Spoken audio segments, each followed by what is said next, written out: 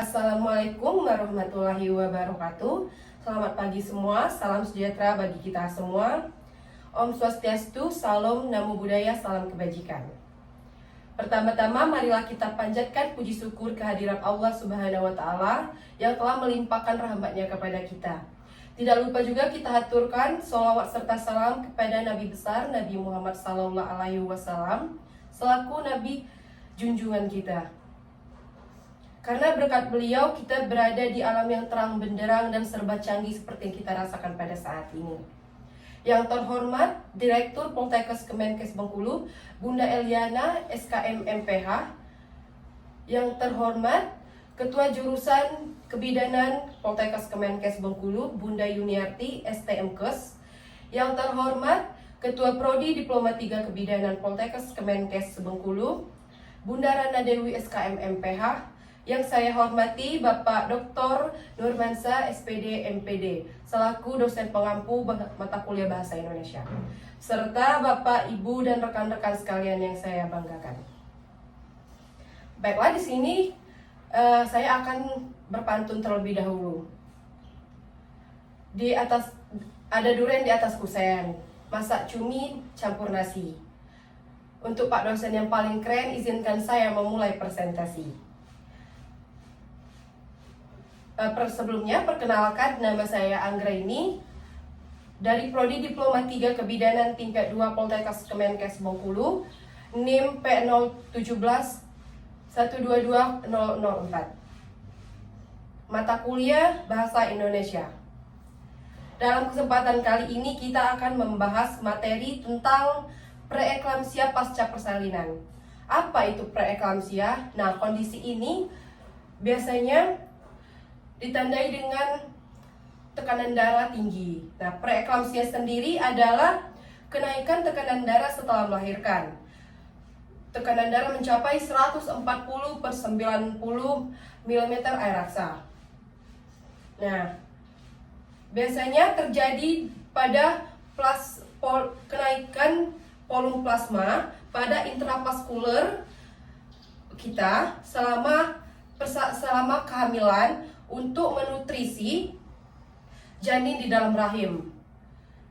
Itu positif dan tidak semua terjadi pada ibu hamil. Nah, preeklamsia sendiri termasuk salah satu faktor besar kematian pada ibu dikarenakan bahayanya preeklamsia. Nah, apa itu preeklamsia dan apa ciri-ciri dari preeklamsia? Kita akan membahas ciri-cirinya seperti yang pasti ya, kenaikan tekanan darah, meningkatnya protein urin, terus ada pembekakan. Biasanya pembekakan itu terjadi pada kaki atau tangan, tapi kebanyakan terjadinya pada kaki ya.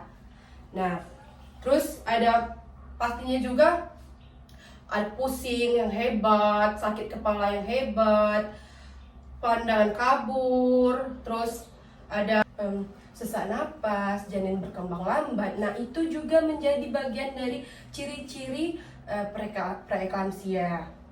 Nah, jadi ibu, bapak, dan keluarga wajib untuk memperhatikan ciri-ciri dan penyebab dari preeklamsia. Nah, setelah membahas ciri-cirinya, kita membahas penyebab dari preeklamsia itu sendiri. Nah, apa sih penyebab preeklamsia? Nah, penyebab preeklamsia sendiri adalah hipertensi pada saat kehamilan, terus hipertensi pada kehamilan sebelumnya.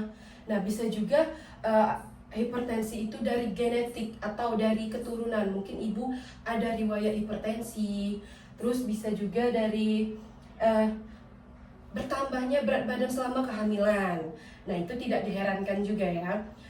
Bisa jadi berat badan ini bertambah karena kehamilan ganda. Nah, kehamilan ganda itu adalah kehamilan kembar. Nah, atau juga dikarenakan air ketuban yang berlebihan. Nah, itu juga penyebab dari preeklamsia. Nah, penyebab lainnya yaitu bisa jadi dari penyakit bawaan ibu. Nah, penyakit bawaan ibu seperti diabetes mellitus, terus hipertensi kronis, hipertensi berat, hipertensi ringan, Jadi sangat wajib untuk diperiksa untuk penyakit bawaan ibu itu agar diketahui dan bisa mencegah terjadinya preeklamsia. Karena preeklamsia ini bisa menjadi salah satu faktor penyebab kematian ibu. Nah, preeklamsia sendiri terjadi setelah 48 jam pertama pasca melahirkan sampai 6 minggu setelah melahirkan. Nah, untuk jika ibu sudah mengalami ciri-ciri dan sudah mengalami ciri-ciri dari preeklamsia, bisa bapak, suami, keluarga menanganinya secara cepat, seperti dibawa ke rumah sakit untuk mencegah hal-hal yang tidak diinginkan terjadi pada ibu. Jadi untuk preeklamsia sendiri sangat-sangat perlu diperhatikan setelah melahirkan atau pasca melahirkan. Jadi untuk menghindari hal yang tidak diinginkan, tentu saja kita mau ya sebagai ibu, sebagai suami dan sebagai keluarga, setelah ibu melahirkan, ibu dan bayi sehat-sehat, tidak ada yang terjadi buru-buru atau tidak ingin terjadi yang tidak pada ibu dan bayi. Jadi sangat-sangat wajib dan diwajibkan untuk setelah melahirkan itu ibunya juga diperhatikan, bukan cuma bayi. Itulah yang bisa saya sampaikan seputar preeklamsia. Lebih kurang saya mohon maaf. Jika ada salah kata saya mohon maaf. Kepada Tuhan saya mohon ampun. Saya akhiri. Wassalamualaikum warahmatullahi wabarakatuh. Saya ada satu pantun nih. Pantunnya berbunyi, umur kakek sudah tua, tapi masih mencari kekasih. Semoga bermanfaat bagi semua. Saya haturkan terima kasih.